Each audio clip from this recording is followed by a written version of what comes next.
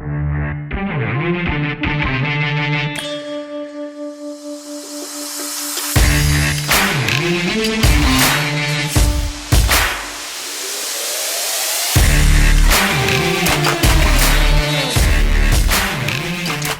guys, we're back home from the Harris chain where we had for me, a really disappointing finish. Finished 91st.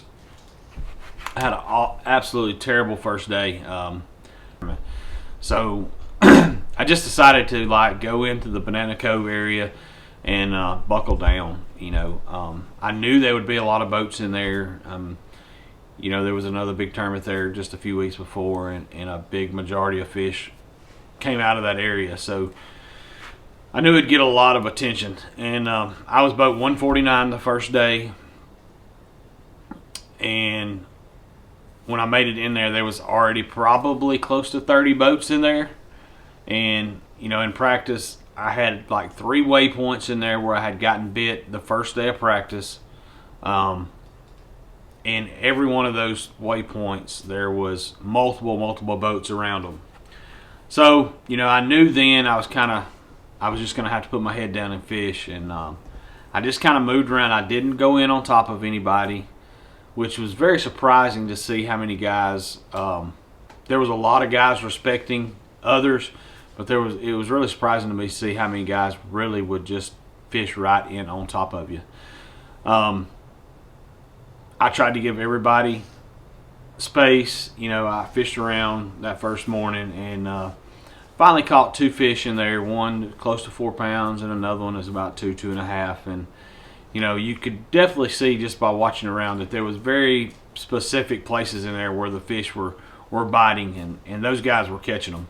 So at about 11 o'clock, I decided to bail on the Banana Cove area and run to Eustis and fish some shell bars and brush piles I had.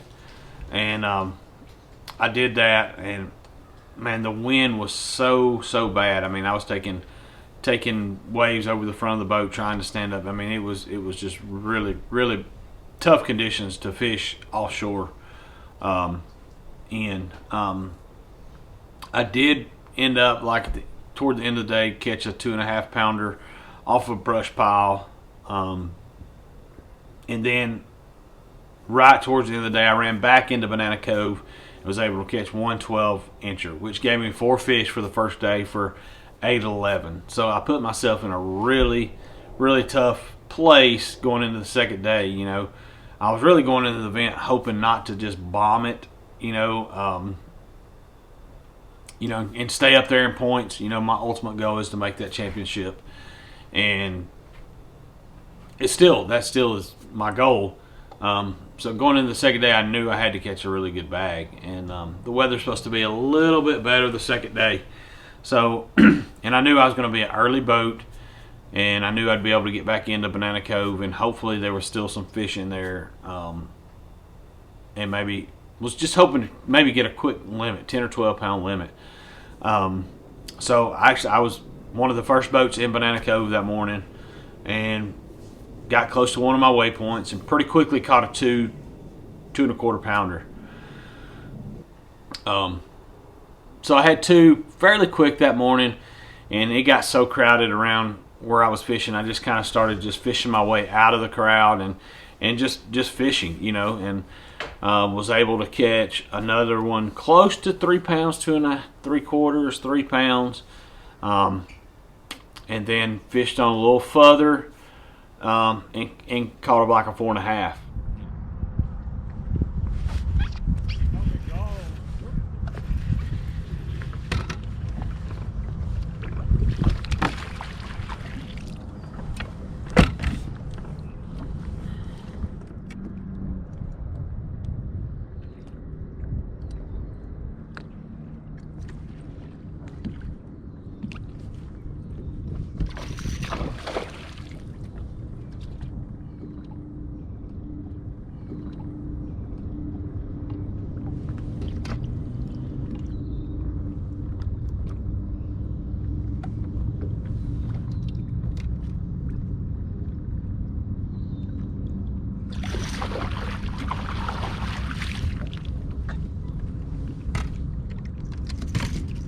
So I was off to a pretty good start. This was all by 9 o'clock. I had 9 or 10 pounds in the boat by 9 o'clock. So at about 10 o'clock, I decided to start running some offshore stuff. The wind wasn't quite as bad that day.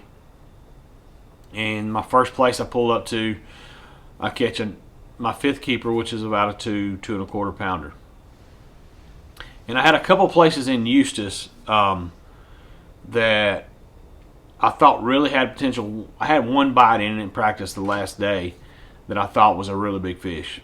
And I thought maybe if I run to that, if I could get one of those big bites off there, I might make it in that top 75. And if, get a couple big bites, I might can catapult up into the top 50.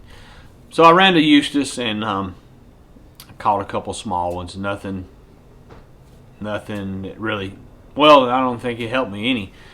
So at about 12:30, I bailed on Eustis and came back to Harris to where I caught my fifth keeper.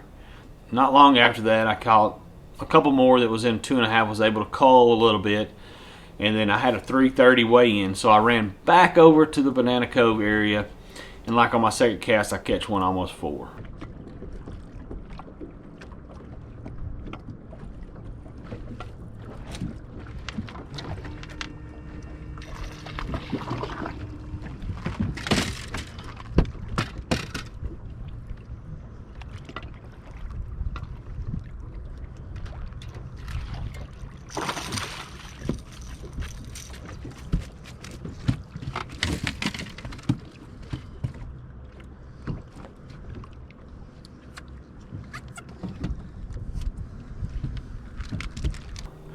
So that gave me my, second day weight, 5 fish for 15.2, which I thought if I was lucky, I might get in that top 75, but the later flights on day 2 absolutely caught the crap out of them.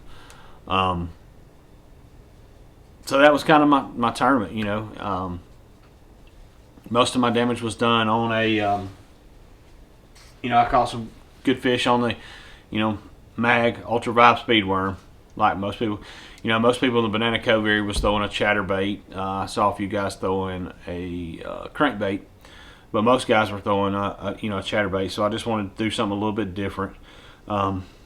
Just throwing it on 15-pound Seagar InvisX on a 3/16 ounce tungsten weight with a Trocar TK100 5/0 worm hook. I can't say enough good things about that TK100 worm hook. I was really trying to make really long casts with that worm, trying to stay away from the fish. They were getting so much pressure, so much trolling motor noise around. So I was trying to make really long casts, and I was able to hook those fish on the end of a lot of times on the end of the cast and get them in. So that TK100 Trocar worm hook was real key in getting those fish in. On the first day, I caught, I think one of my keepers on a Carolina rig. Day 2, I caught a couple also. Basically the same setup I was throwing at Sam Rayburn. It's a Mega Bass Destroyer rod, 13 Concept C reel. Main line is 22-pound Tatsu with a 15-pound InvisX leader, and then one thing I really started using is some of the Eagle Claw products. Also, and this is just an Eagle Claw laser sharp 4/0 EWG hook, worm hook, and those Eagle Claw hooks are, they are really good hooks. A lot of people overlook them and get the Trocar, which Trocar is unbelievable, but in certain situations I like that Eagle Claw needlepoint laser sharp hook, and that's one of the things I was throwing on that Carolina rig. And I was throwing an old monster worm in June bug red, I think, and then second day I actually caught some on just an ultra vibe speed worm, the small one. And then the second day I caught my 2 biggest fish on the Strike King.